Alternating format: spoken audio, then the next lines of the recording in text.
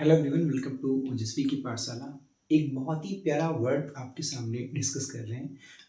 Word है अपराइज। देखो, अगर हम अपराइज की बात करें तो इसका मतलब होता है किसी जानकारी को देना, यानी कि इन्फॉर्म करना, सूचित करना।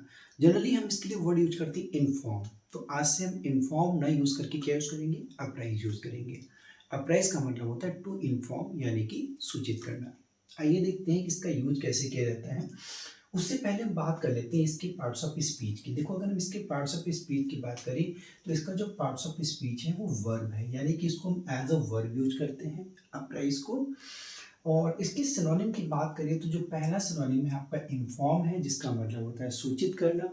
और नोटिफाई की बात करें तो नोटिफाई का मतलब यही होता है सूचित करना। लेकिन इसको हम ऑफिशियली यूज करते हैं, ठीक है। इसको जनरली ऑफिशियली यूज किया जाता है नोटिफाई, ठीक है।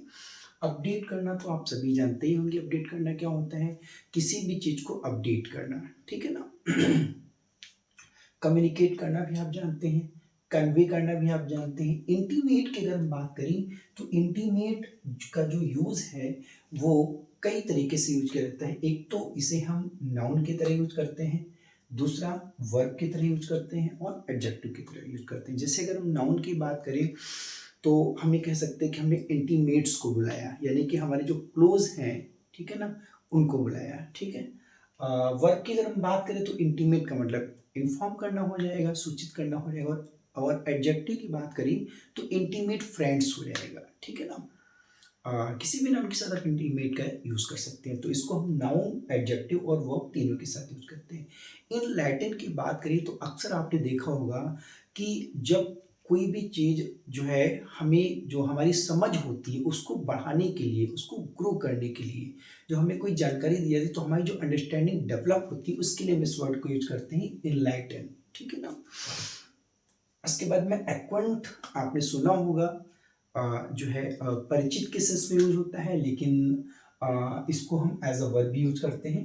तो एक्वेंट का मतलब भी क्या हो गया, किसी भी चीज को जानकारी देना, ठीक है, बताना। उसके बाद अगर एंटोनिम की बात करें तो सबसे पहला आपके सामने वर्ड मिलता है विद होल्ड। देखो, विद होल्ड क्या होता है, जानकारी को रोकना, ठीक है ना। आपने सुना होगा एक विद होल्ड होता है और एक अपहोल्ड होता है। अगर आपको अपहोल्ड का मतलब पता है तो प्लीज मुझे कमेंट सेक्शन में जरा जरूर बताइएगा। और अगर आपको नहीं पता है तो इसका वीडियो हम आपको प्रोवाइड करेंगे। सप्रेस की बात करें तो सप्रेस मतलब होता है किसी जानकारी को दबाना, ठीक है। उसके बाद में कीप इन द डार्क, भाई अंधेरे में रखना। तो इसका मतलब जानकारी को आप क्या कर रहे हो, दबा रहे हो, ठीक है, जानकारी को आप छिपा रहे हो।